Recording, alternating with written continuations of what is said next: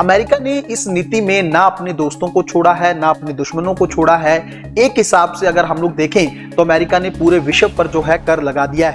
भारत ने इस पूरे मैटर पे थोड़ा सा चुप्पी साध के रखी है।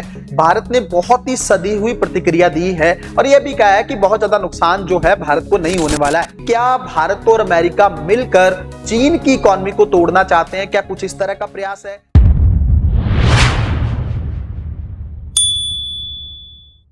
डिलाइट आईएएस पर आप सभी का एक बार फिर से बहुत बहुत स्वागत है। तो आखिरकार ट्रंप के द्वारा जो है 2 अप्रैल से अपनी टैरिफ नीति को क्रियान्वित कर दिया गया है।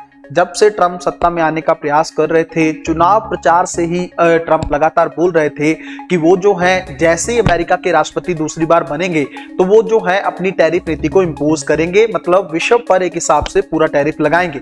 अमेरिका ने इस नीति में ना अपने दोस्तों को छोड़ा है, ना अपने दुश्मनों को छोड़ा है। एक हिसाब से अगर हम लोग देखें तो अमेरिका ने पूरे विश्व पर जो है कर लगा दिया है। चीन की तरफ से अमेरिका की बहुत ज्यादा आलोचना की गई है। ऑस्ट्रेलिया, जापान, इन देशों के द्वारा भी प्रतिक्रियाएं दी गई हैं और तीखी प्रतिक्रियाएं दी गई। भारत ने इस पूरे मैटर पे थोड़ा सा चुप्पी साध के रखी है। भारत ने बहुत ही सदी हुई प्रतिक्रिया दी है और यह भी कहा है कि बहुत ज्यादा नुकसान जो है भारत को नहीं होने वाला है। तो क्या भारत और अमेरिका दोनों मिलकर प्लान कर रहे हैं? आप एक चीज को बहुत ध्यान से समझिएगा कि जब ट्रंप जीतकर दूसरी बार सत्ता में आए तब जो है भारतीय प्रधानमंत्री कुछ ही दिनों बाद जो है व्हाइट हाउस चले गए थे और भारत का एक प्रतिनिधि मंडल लगातार अमेरिका के साथ बातचीत कर रहा था। तो पूरे मैटर को हम लोग गहराई से समझने का प्रयास करेंगे कि क्या भारत और अमेरिका मिलकर चीन की इकोनॉमी को तोड़ना चाहते हैं? क्या कुछ इस तरह का प्रयास है?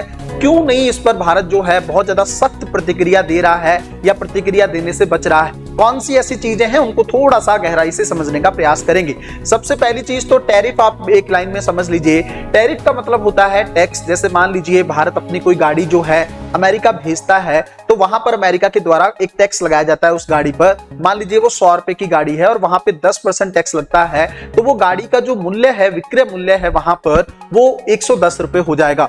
उसी तरीके से अमेरिका की कोई चीज है वो भारत के अंदर आती है तो भारत अगर कोई टैक्स इंपोज करता है तो उस तरीके से जो भी उसका सेल प्राइस है वो बढ़ जाएगा, मतलब टैक्स उसके अंदर ऐड हो जाएगा। इसको बोलते हैं टैरिफ आसान भाषा में। दूसरी चीज ये है, जब से अमेरिका में ट्रंप जीतने का प्रयास कर रहे थे या प्रचार कर रहे थे तब उन्होंने बोला था कि अमेरिका के साथ ना बहुत गलत हो रहा है। गलत ये हो रहा है कि अमेरिका जो है अपने, चाहे वो उसके दोस्त हों, चाहे वो ऐसे कंट्रीज हों जिनके साथ अमेरिका के रिश्ते ज्यादा सही नहीं रहते हैं, सभी ने अमेरिका के ऊपर ज्यादा टैक्स इंपोज करके रखा है। भारत का नाम उन्होंने बार बार लिया, चीन का नाम उन्होंने बार बार लिया, इवन कई छोटे कंट्रीज को भी अमेरिका ने नहीं छोड़ा। तो जैसे ट्रंप जीते उन्होंने लगातार इस चीज को लेकर काम किया और एक डेट जो है 2 अप्रैल की निश्चित कर दी कि जो 2 अप्रैल से जो है अमेरिका की टैरिफ नीति जो है वो इंपोज हो जाएगी, है ना। तो आपको पता है कि अमेरिका ने जो है, अगर हम लोग थोड़ा ओवरऑल देखें किस तरीके से टैक्स लगाया है, तो 48% जो है अमेरिका ने टैक्स लाओस पे लगाया है, 47% के आसपास का टैक्स जो है अमेरिका ने मेडागास्कर पर लगाया है। चीन पर अगर हम लोग देखें तो 34% के आसपास का टैक्स लगाया है। अगर हम पाकिस्तान की बात करें तो 29% अमेरिका ने टैक्स लगाया है। उसी तरीके से अगर हम लोग भारत की बात करें तो भारत पर जो अमेरिका ने टैक्स लगाया है वो 26% टैक्स लगाया है। क्यों?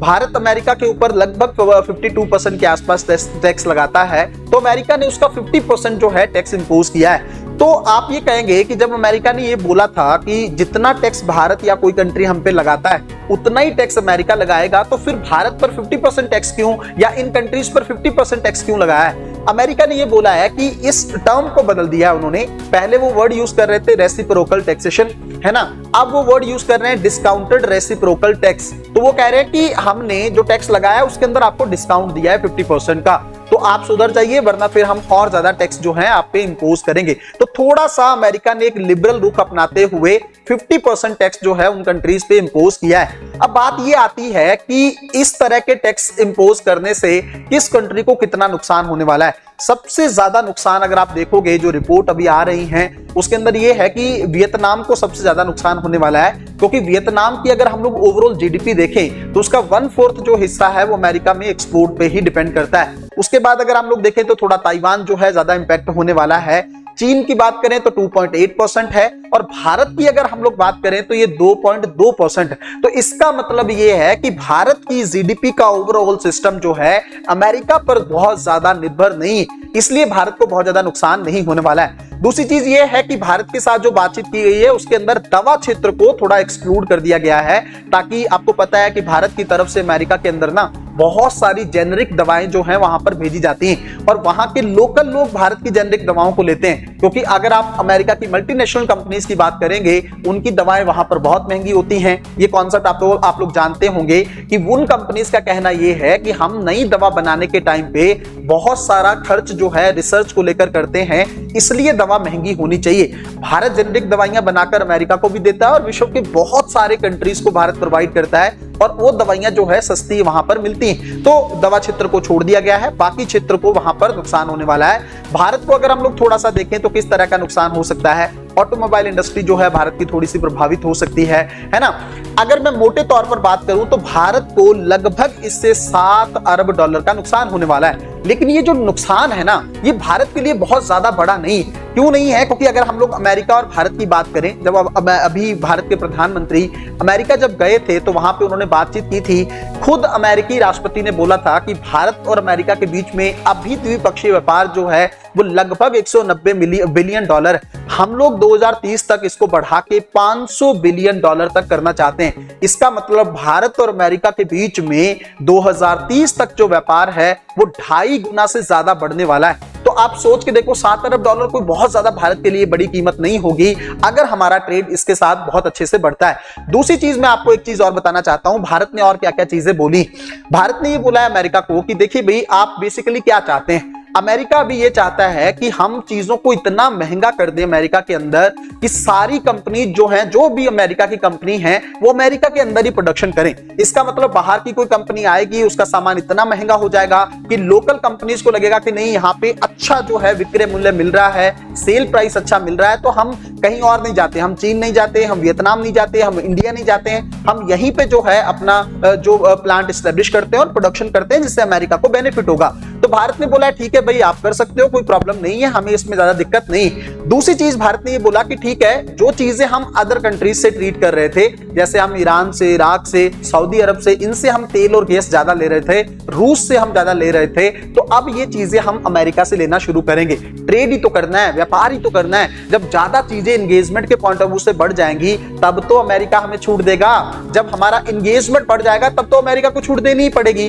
उसके अलावा हमने अमेरिका को यह भी बोला है कि आप अपनी कंपनीज को भेजिए, रक्षा उपकरण जो है भारत के अंदर बने, कोई प्रॉब्लम नहीं है। सेमीकंडक्टर्स के लिए हम आपकी कंपनीज को आमंत्रित करना चाहते हैं। आए कंपनीज आंध्र प्रदेश में, गुजरात में, तमिलनाडु में, यहां पर बहुत अच्छे तरीके से भारत जो है अपना टैक्सेशन सिस्टम जो है इंप्लीमेंट कर रहा है।